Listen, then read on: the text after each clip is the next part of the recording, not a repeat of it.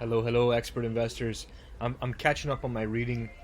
I often in the morning, rather than spend, wasting time on social media, try and find some good articles to read and catch up on news, but news that's important for us, stuff that's going to make us think, give us information, and arm us with resources to act and make sound decisions with our investments. And I thought this was a neat article and an interesting statistic to keep in the back of your mind.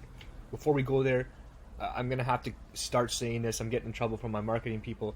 Guys, subscribe. I put a ton of effort into making these videos, and they're asking me to ask you, please subscribe if you like them. Forward them to your friends, and so we can get the word out about who we are and what we do. So, a recent survey by Bloomberg and Rates.ca. Rates.ca is a mortgage lending company. They have a great website. In the last 18 months, so over the pandemic months, 1 in 5 purchasers were already investors, and they were already owned multiple properties. So essentially in the last 18 to 24 months, 1 out of every 5 purchases came from an investor. Why is that significant?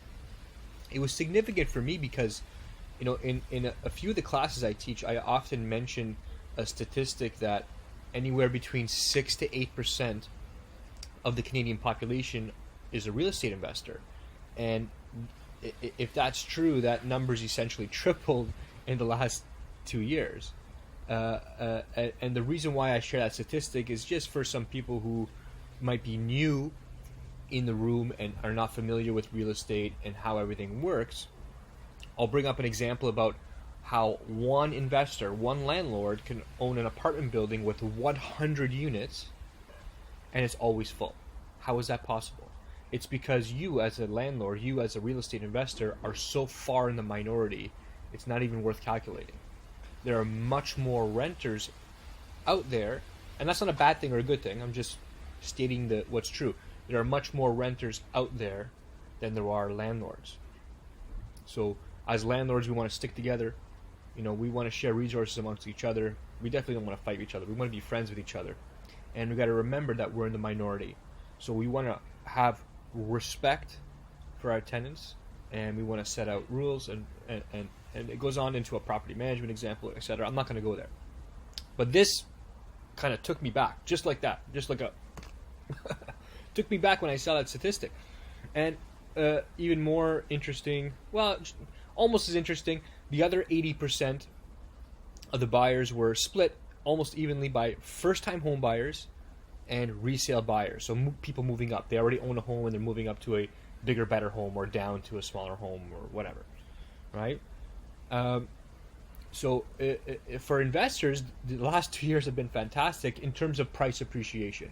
Finding inventory has been challenging, but price appreciation has been one of the best, short-term periods and basically ever.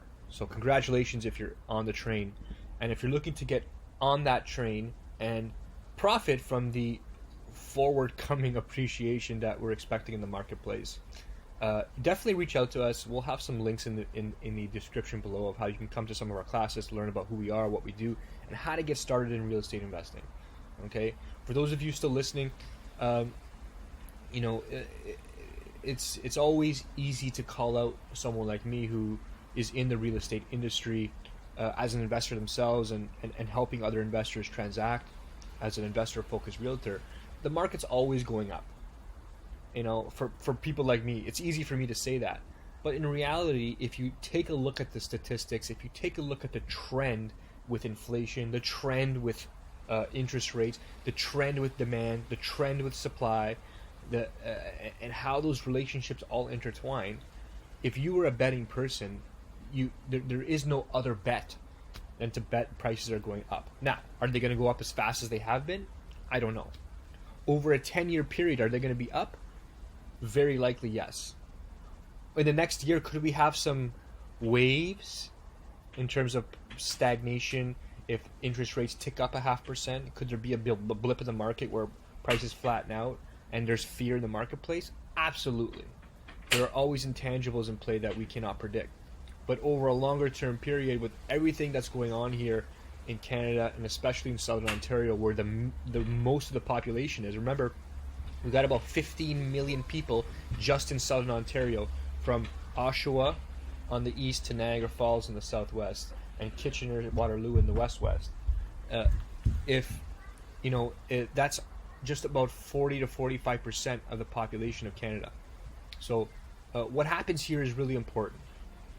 And with everything happening here, it's hard to say that pricing can come down over the long term, unless there's a tremendous change in our monetary system. But that's a conversation for another day. Remember, subscribe, and thank you for listening. Talk soon.